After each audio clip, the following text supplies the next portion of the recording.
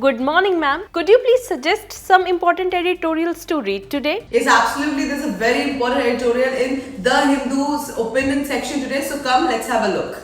The article is it the end of progress against extreme poverty unless poorest economies stage growing progress against extreme poverty is over? So the article discusses whether the world has reached the end of progress against extreme poverty. Over the last few decades, extreme poverty reduced dramatically from 2.3 billion people in 1990 to 1.5 billion people today. And many countries, especially in Asia like China, India, Indonesia, saw rapid economic growth which sharply reduced poverty. However, the future looks worrying based on current GDP trajectories. Poverty reduction is sharply, especially in the world's poorest nations such as Madagascar, Mozambique, Burundi, Central African countries, etc. Charts in the article show that countries that were poor in 1990 but grew fast, like China, Indonesia, Vietnam, reduced poverty rapidly. But many low-income countries today are stagnant with either no growth or very slow growth, meaning poverty levels may remain unchanged for decades. Projections show that without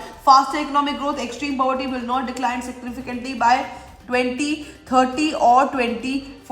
Now, instead, hundreds of millions will remain trapped in poverty, especially in sub-Saharan Africa, which is projected to see rising poverty numbers. The central message is past success came from rising incomes. Without growth in the poorest countries today, poverty reduction may stall completely. Then let's look at the charts. Now, in chart A, 1A, 1B, 1C, 1D, the share of population is selected countries who are living in extreme poverty versus the country GDP per capita 1990 to 2024. Now let us look at these numbers. China and Indonesia, these are the numbers. Then we have India, Pakistan, Bangladesh and Philippines. Now look at India. This is India's graph. And then Ghana, Cape Verde, Cameroon, Panama, Bolivia, Mexico, Brazil. It's their graph. And then lastly, Madagascar, Democratic Republic of Congo, Mozambique, Malawi, Burundi, and Central African Republics. Then there's chart 2, the total population living in extreme poverty by regions of the world.